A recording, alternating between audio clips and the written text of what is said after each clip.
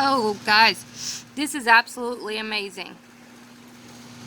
Okay, so finally, people are catching on to what's really going on.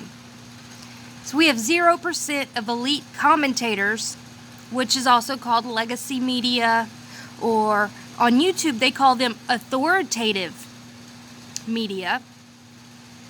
Authoritative. So what we call the mainstream media. That 0% of them oppose the regime change in Venezuela. Well, to all my normal viewers, you would know this for a fact already. But this is amazing that they're finally putting this out. So an article published Tuesday on April 30th by Fairness and Accuracy in Reporting, also known as FAIR, didn't find a single person to vouch for Maduro or Chavismo. You know, the millions of Chavistas in Venezuela. Yeah. And that almost all the opinions explicitly or implicitly expressed support for the ouster of Venezuela's elected president demonstrates a firm editorial line, eerily obedient to the U.S. government regime change policy. What's really scary is it's so much like what went on before the Iraq War. And that's why I've been stressing this for over a year, y'all. Okay, here's this funny picture. But so the FAIR survey is a U.S. opinion journalism. A FAIR survey of U.S. opinion journalism on Venezuela found no voices in the elite corporate media that oppose regime change in the country over a 3-month period, which I would go ahead and fairly say actually since about 2015, really. But they did the survey in a 3-month period. 0 opinion pieces in the New York Times and the Washington Post took an anti-regime change or pro-Maduro Chavista position. Not a single commentator. And so I want you to think about this. I know I probably don't get many liberal people on my channel, but hopefully maybe people are, I watch liberal commentators because I like to see both sides of it. I want you to think about this, okay?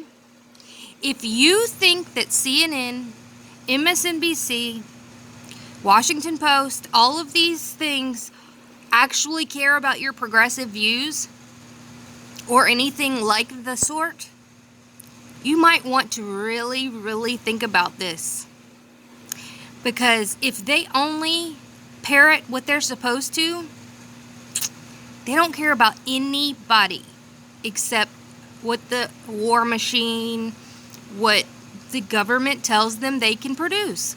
Yeah, they might say things that you like, but that's all they're doing is saying it. I mean, they won't even report anything that's essential to not getting us into a war. This is scary.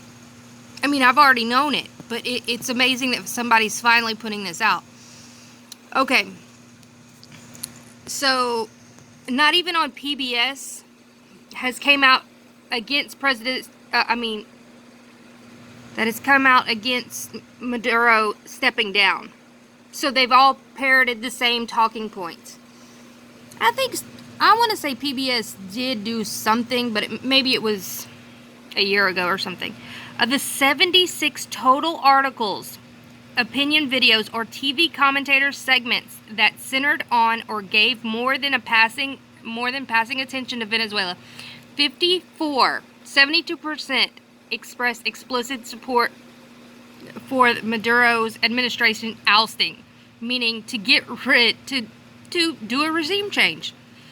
11 were, they didn't really care, but were only classified on such lack of explicit language.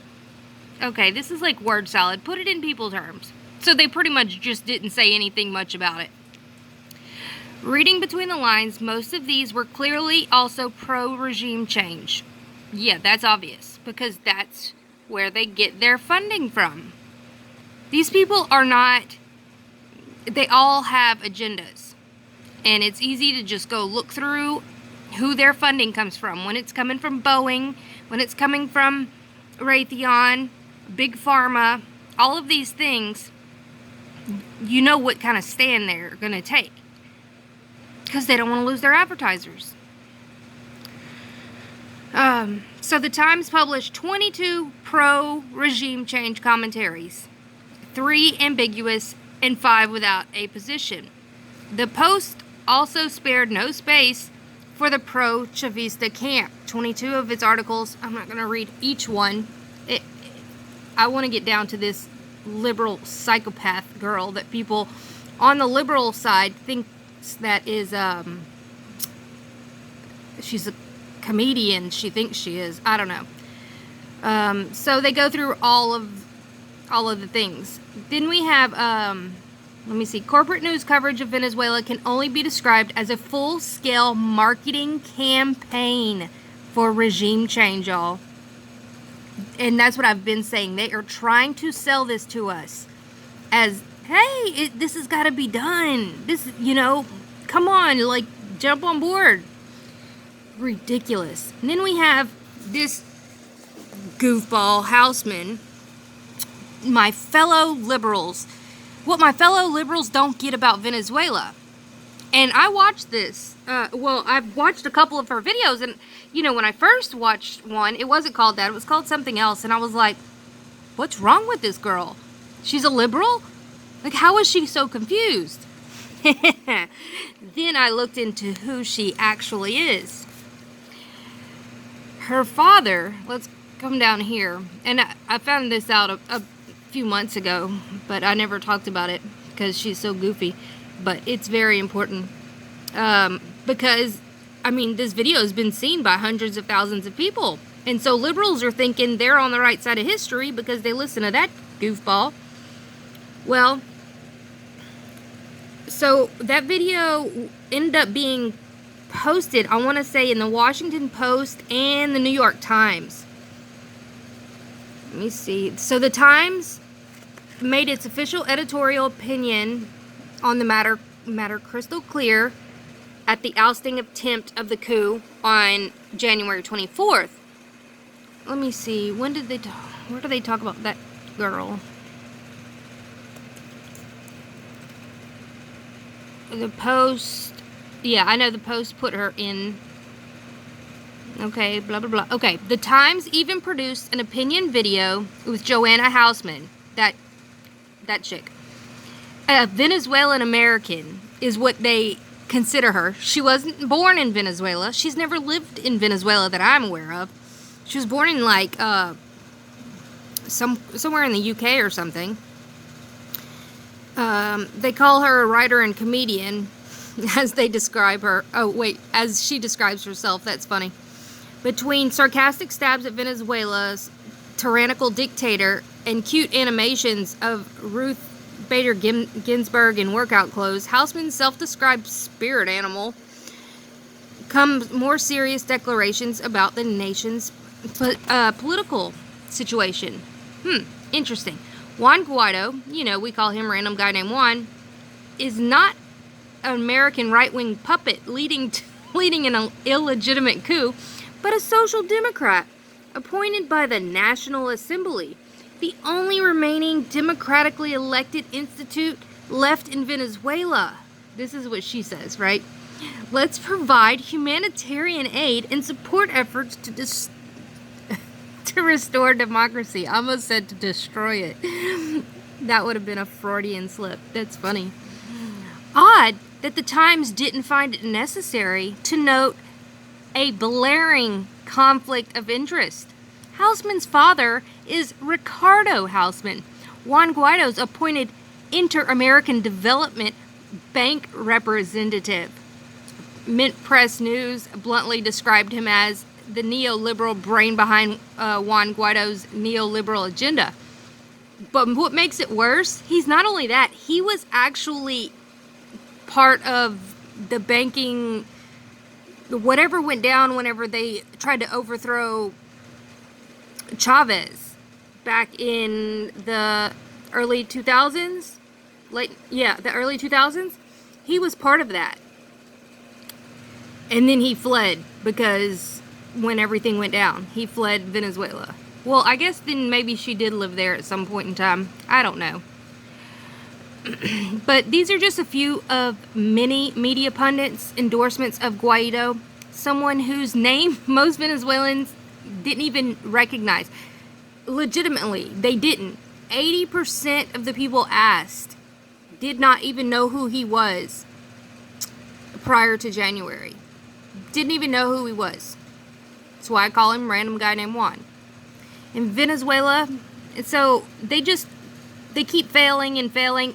And a great thing, I was super excited, but then this came out, so it might have had something to do with it, but I'm still going to go ahead and give Tucker props on this. Tucker Carlson actually had a real reporter is that Venezuela's current government from Venezuela has done a poor on job there of providing for its own people. Venezuela has the world's largest oil reserves, yet it remains one of the most impoverished and the most dangerous places on the planet. That is beyond dispute. Everything else is up for debate.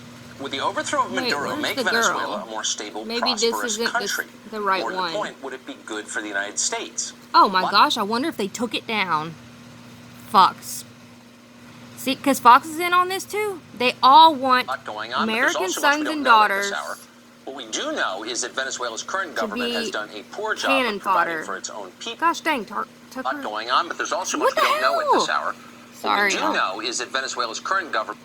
Anyway, let me just sum it up. So he actually had a good reporter on that actually said everything that you are hearing about Venezuela from the mainstream media is an absolute lie.